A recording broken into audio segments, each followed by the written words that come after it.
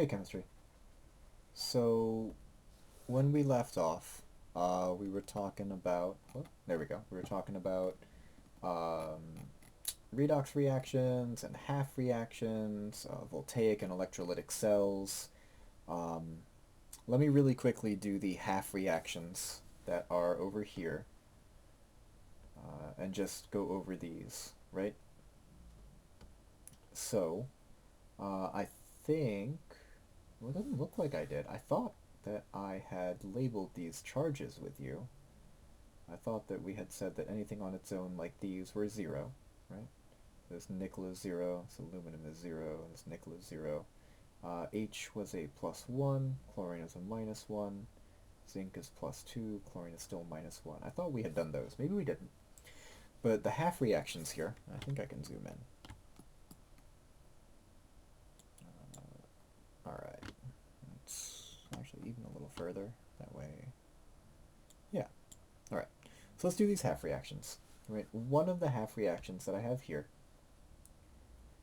is for zinc. So zinc with zero charge turns into zinc with a plus two charge. Right, and the problem is that even though this is balanced for mass, I need to balance it for charge. So I need to add two electrons to this side so I can bring it down to zero. Right? So that was zinc. The other thing that changes was hydrogen. So I have two hydrogens with a plus one charge turning into H2 with a zero charge. Now, oh, I'm in the way a little bit. That's better. Okay. Now the thing about this is that this time the electrons need to go on the left. And the reason for that is I need to bring the charge on this hydrogen down. Right? You always need to put the electrons on the side where you need to bring the charge down. Because electrons are negative, you can only ever bring charges down.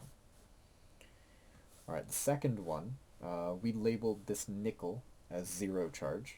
So that means that nickel goes from having zero charge to having a plus two, which means that just like above, we have two electrons there. The tin goes from having a plus four charge to a plus two charge. So again, I need to add electrons to the left side. If you add electrons to the right for one half reaction, you're going to add electrons to the left for the other half. Right? The last one, this is aluminum with a zero charge to aluminum with a plus three, which means I need to add three electrons. And the other half is nickel again, but this time it goes from plus two to nickel with a zero charge, so two electrons have to be on the left. Right. Half reactions are not like terrible. They're also not a huge topic. They're not something I'll spend a ton of time asking you about. But I just want you to be familiar with them. That's the big thing. It's just familiarity, right? Now, we finished that stuff out, right? Leo says grr. Leo's a red cat that's friends with an ox. They drive around in a van because a car would be too small for the ox, obviously.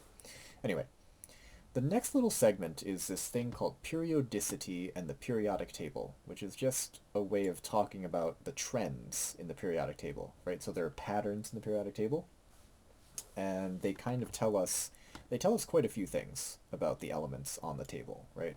We can actually tell a lot of information just by looking at where an element is on the periodic table, right? So if you look at the periodic table, the groups are the columns, and periods are the rows. And what I mean by that, there we go. I'm trying to remember my shortcuts. Okay. I know that this is kind of like sideways. I apologize. I can't turn this, unfortunately.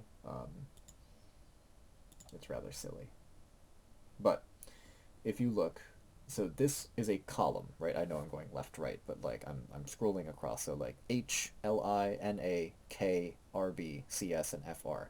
This is a group. They go up and down, right? There are 18 groups in the periodic table. They're labeled 1, 2, 3, 4, 5, etc.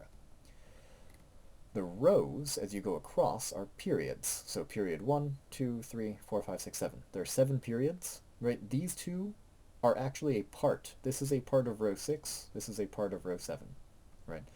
The periods repeat. The groups go up and down. All the elements in the same... Where is my pen? That's the wrong side. That'll help. All the elements in the same group behave chemically similar because they have the same number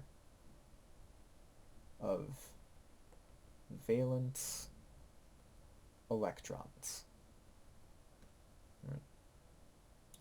That's a really important one. All the elements in the same group will behave chemically similar. They act very similar, almost the same. And the reason for that is they have the same number of valence electrons. That outer shell is the same number.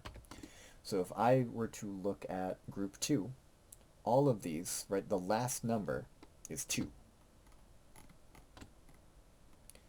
BE, last number is... Oh, jeez. I don't want to move that. Okay, last number here is 2. Last number here is 2. And so on and so on. All of them, the last number is 2, so they behave chemically similar. Right? All elements in the same period have valence electrons in the same principal energy level. So all of their valence electrons, principal... Ooh, that's not how you spell energy. I was spelling electron. Principal energy level. Right? Now,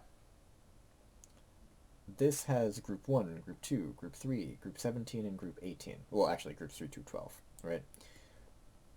For each of these, there's something that I would like you to remember. There are 2 things, actually. First, they have special names. Group 1 are the alkali metals. Group 2, alkaline earth metals. Groups 3 through 12 we call the transition elements. Group 17, you will typically see the halogens, and group 18 are the noble gases. Right? That's the first thing you should try to remember, is just those specific groups. 1, 2 on one side, 17, 18 on the other side, and 3 through 12 are in the middle.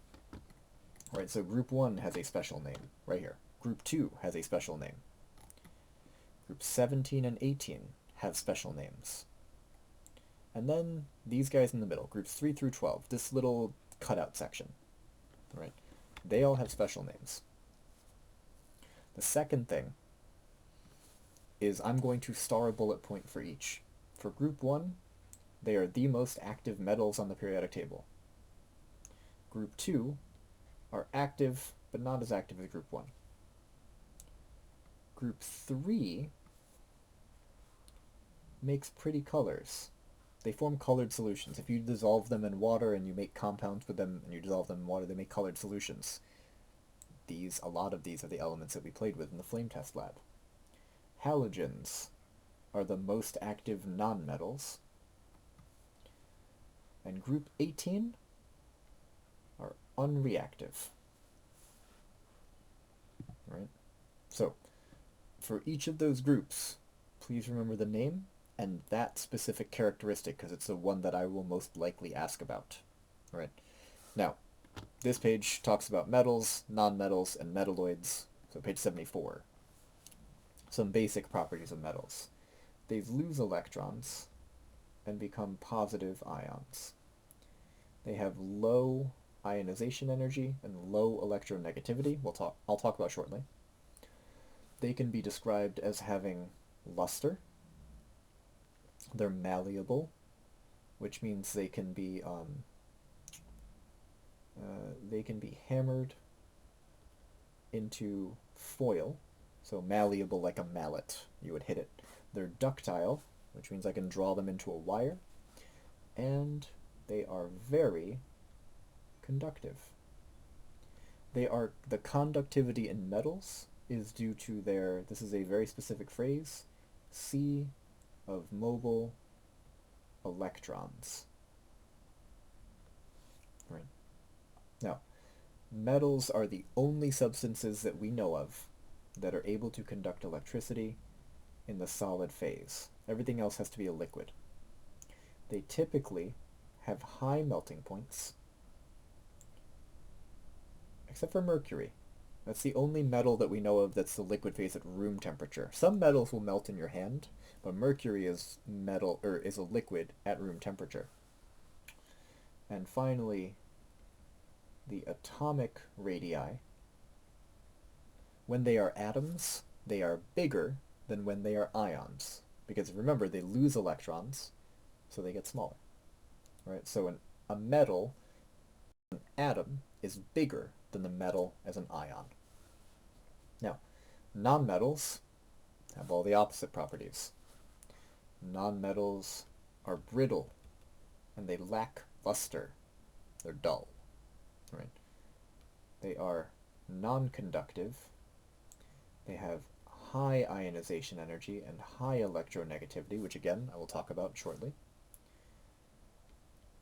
They gain electrons and become negative ions whose atomic radii are smaller than their ionic radii, right? So they, as an atom, they're this big, and they gain electrons, they get bigger.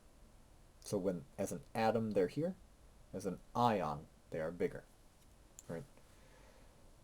There's some nonmetal. This is like a kind of star statement. Allotropes. They're nonmetals that exist in nature in more than one form in the same phase. So oxygen gas is what we breathe in. That's O2. O3 is ozone. That's the layer in our atmosphere that protects us. It's very rare that I might ask you about an allotrope, but oxygen is the most common example. Second most common would be something like carbon. Carbon has allotropes like diamond and coal. Sorry, I couldn't think of the word coal. It was like the black thing that you draw with. Yeah, coal. Diamond, coal, graphite are all carbon. Oxygen is a more common answer. Right? And then we have metalloids, which are kind of like metals and kind of like nonmetals. Sometimes we call them semi-metals. Sometimes we call them semiconductors. Most of the time we call them metalloids. All right. Now, ionization energy, electronegativity, atomic radius, right? These are three vocab terms.